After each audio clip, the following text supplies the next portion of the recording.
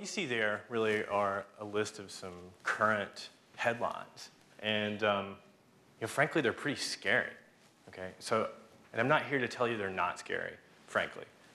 They're real, okay? So what we're really witnessing at the moment is we're in an economic recovery, but it's frankly an unbalanced recovery, right? We're in the smartphone economy. And the smartphone economy has been fabulous the last couple of years for producing more jobs. Our job creations look great. Our wages, not so great, right? So when you look at some of these slides, what we're talking about is lower tier, lower income positions we're creating really quickly. We're stripping away, basically, the middle class, higher skill, and higher wage positions, right? And the reason this is happening is really kind of a cocktail of forces, right? This cocktail of forces are a lot of things we all recognize. It's e-commerce, mobile technology, globalization, automation, artificial intelligence, thank you, and cloud computing, right? So when we mix this all together, we're building a set of disruptive businesses. It's changing everything. And we all know these disruptors, right? I mean, they're common names, really. And these are companies that, by the way, went from $0 to $1 billion faster than anything we'd ever seen before. All right, so you're going to look at me and go, hey, John, I get that, right? We're used to innovation. We're used to seeing this from take the agrarian society, right, out to the industrial society, to services, now to the knowledge society, right? This knowledge industries. The difference here, guys, is how fast this stuff is happening. So I'm going to leave you with one kind of quick snapshot of an industry so that you can kind of see where this is going. And then I'm going to tell you about this fear I have, all right? So the snapshot is, hey, what's a robo-advisor? I mean, 5 years ago, that sounded like something, a movie, right? Robo-advisor. What it is, really, is a set of financial kind of startups. They're doing some amazing things. We're not talking about algorithms here helping you pick stocks or just do a transaction of a stock, right? What we're talking about are really complex platforms that suddenly can do asset allocation.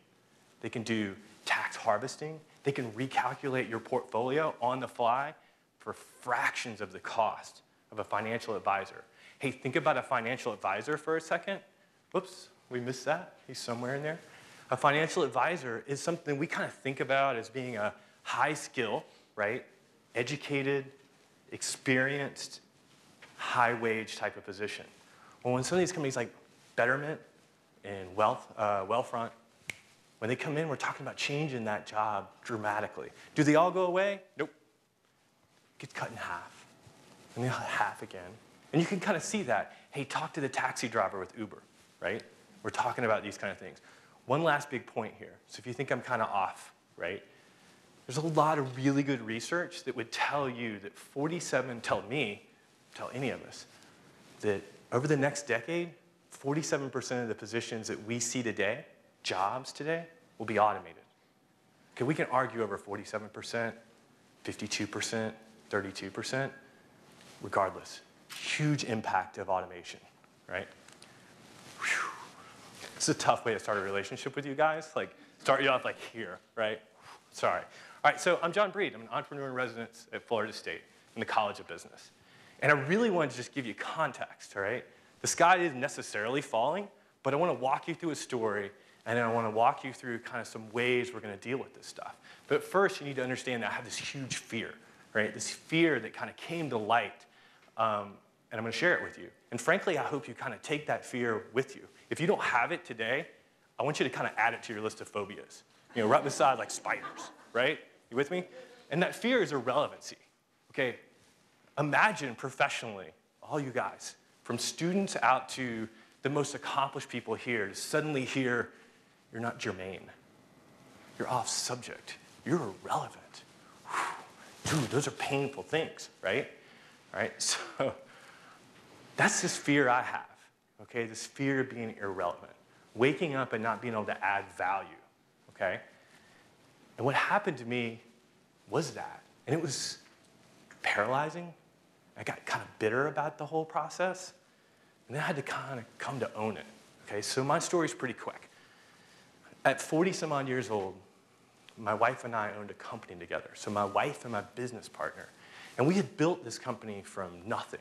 Actually, she built it, if you want to be really clear on this. Let's caveat that with a nice little asterisk, okay? And I left a management consulting career to join this firm that she started in a garage. Okay, we're starting to sound like the classic American story, right? I leave a big IBM, she starts it in a garage, it moves to underneath a pizza parlor, then it moves to a building, and we just continue to build this thing over the course of 12 plus years. We're like the lucky ones, right? We leave the corporate life, we go and craft a business with products that we're proud of, selling to incredibly cool customers, Neiman Marcus, Barnes & Noble. We had great relationships. We're like a multi-million-dollar firm, all right? And oh, by the way, we crafted our own culture. It was our staff, and they were like family. We wore flip-flops to work. You know, it was awesome, right? This is your story. And as we cultivate this business, it was very profitable. And we wrote all kinds of ways of disruption, from kind of old school printing to digital printing to the e-commerce era. We started our own e-commerce company, right? But at some point, we reached this tipping point of kind of all these things I'm talking about to you, all right?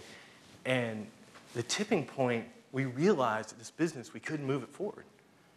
We're either going to run this thing into the ground and take 25, 15-ish jobs with us, or we're going to do something different.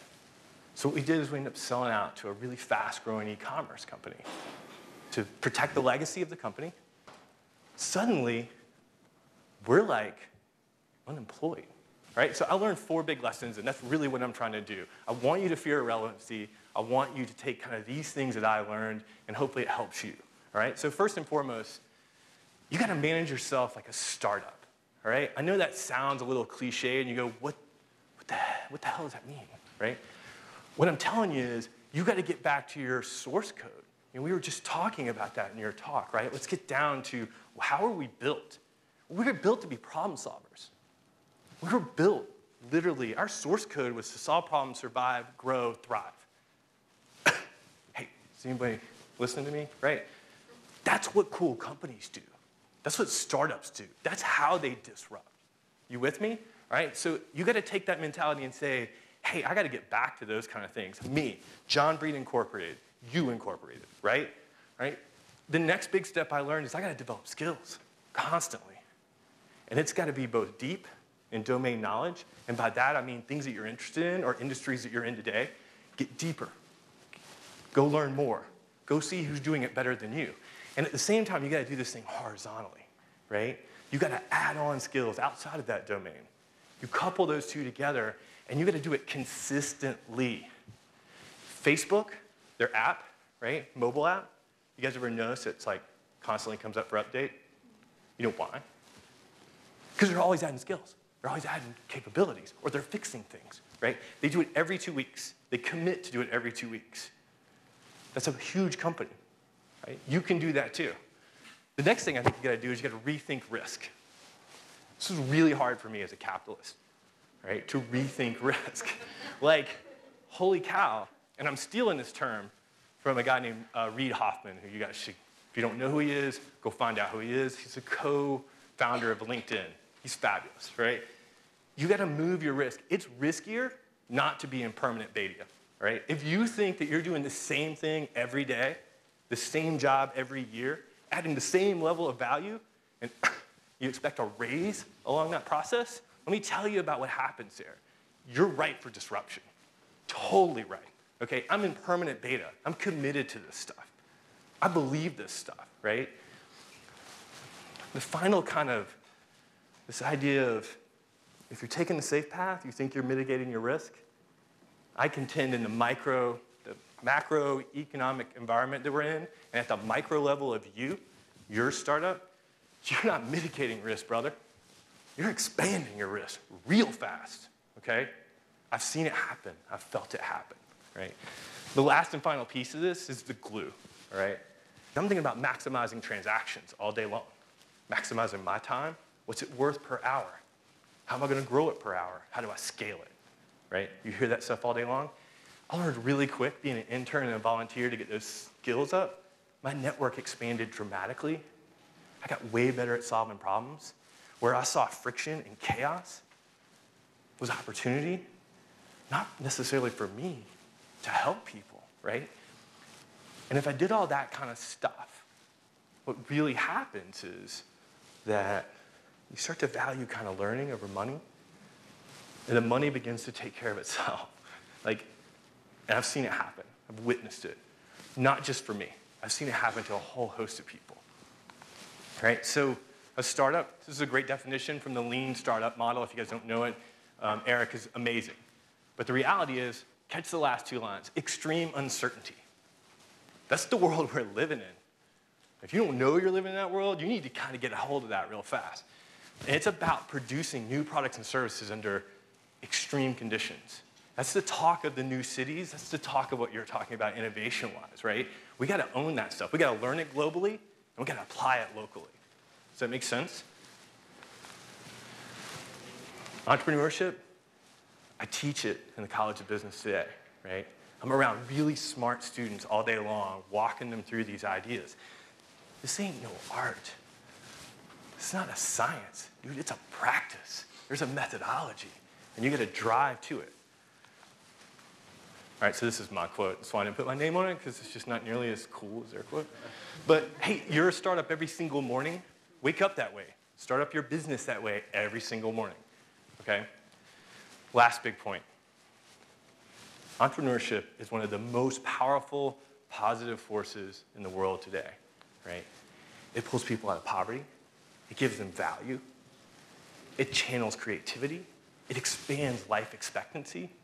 It's fabulous. And it does one thing that makes me so happy, because it's all new forms of caffeine, right? Like, these killer methods of caffeine. Like, whoever heard of Monster? I love it. It's terrible. You know, all these great Starbucks things. That's what startup nations do, right? They bring innovation to play. All right, so seriously, what I'm really trying to drive to, right? I think if you kind of follow these 4 pieces and kind of commit to them, like I do every single day. I mean, this is my permanent beta. I've never done this before. I don't have a speech writer. I'm just telling you what I think, right? The world needs us collectively to do this. And frankly, the marketplace demands it. It's obvious, right?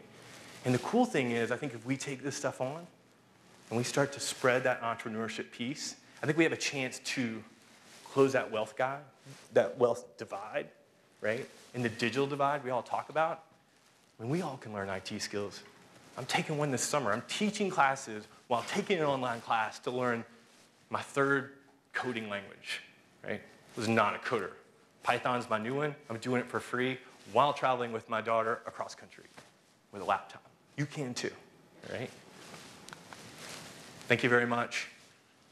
Hey, your startup, get smarter. The risk is low. Help others. And my name's Breed, and that sounds really cool. All right, thank you guys.